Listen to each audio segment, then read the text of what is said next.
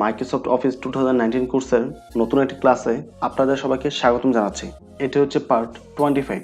But আপনি যদি পূর্ব ভিডিওগুলো দেখে না থাকেন তাহলে অবশ্যই আমার চ্যানেল থেকে বাকি ভিডিওগুলো দেখে নেবেন।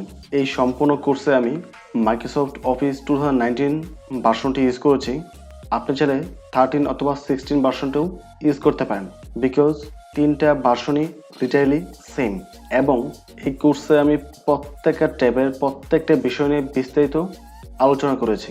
তো আজকে আমরা রেফারেন্স ট্যাবের ফুটনোটস এবং রিচার্জ নিয়ে আলোচনা করব।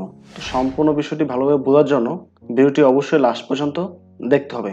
আমার নাম রবিন, আপনারা দেখছেন আই রবিন।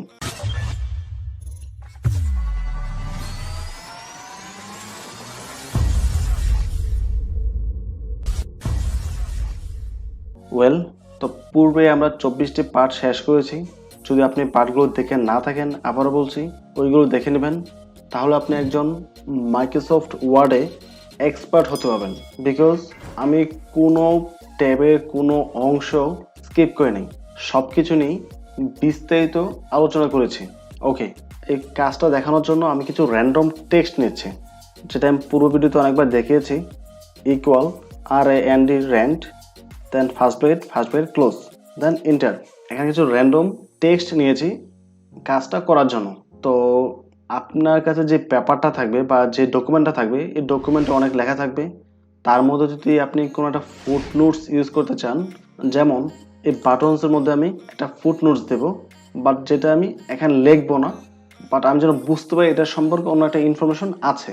তো সেই ক্ষেত্রে ওই ওয়ার্ডটা সিলেক্ট করব, দেন ইনসার্ট ফুটনোটে ক্লিক করব। ক্লিক করার সাথে এখানে ফুটনোটে অপশন চলে আসবে। তো সামথিং একটা টাইপ করব আমি। টাইপ করার পর এখানে নাম্বার 1, এবং যখন উপরে যাবেন দেখেন লেখা আছে বাটনসের পাশে 1 লেখা আসছে। যখন আপনি মাউসের কাজটা এখানে নিয়ে আসবেন, এই 1টা এখানে শো করবে। ঠিক তদ্রূপ আমি যে আরেকটা নেই, সেই ক্ষেত্রে যেমন এই রিডিংয়ে নিব, তো আবার ইনসার্ট ফুটনোটে ক্লিক করব। আবার একটা নোট হলো, আমি কিছুটা টাইপ করলাম, এর নাম্বার হচ্ছে 2। তো দেখেন এই রিডিংয়ের পাশে নাম্বার 2 লেখা আছে। বাট যখন আপনি এখান থেকে উপরে চলে আসবেন, মানে এটা 1, এটা 2, এখন যদি আপনি উপরে কোনোটা সিলেক্ট করেন, যেমন প্রফেশনালি এটা যদি সিলেক্ট করেন, তাহলে কিন্তু ফুটনোট এটা 1 হয়ে যাবে আর নিচেগুলো সিরিয়ালি থাকবে। দেখেন ইনসার্টে ক্লিক করব, এটা 1-এ চলে আসছে, বাকিটা 2, 3 সিরিয়ালে চলে আসছে। তার মানে হচ্ছে যখন যেটা সবার উপরে থাকবে ওইটা 1, তারপরে 2, 3 এই সিরিয়ালে থাকবে। আপনি এলোমেলোভাবে সিলেক্ট করতে পারেন, ইট ডাজন্ট ম্যাটার। তো 3টা ফুটনোটস আমরা নিয়েছি। তো আমরা যেটাতে বর্তমানে আছি, এটা পরবর্তী কোনটা আছে সেটা দেখার জন্য নেক্সট ফুটনোটে ক্লিক করব।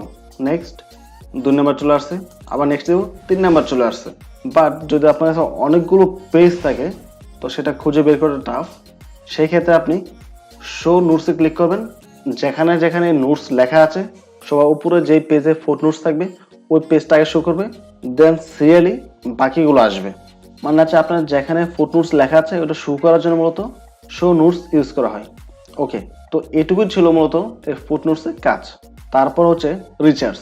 এটা নর্মালি খুব কমই ইউজ করা হয়, এটা আমরা সাধারণত গুগল দিয়ে করে থাকি।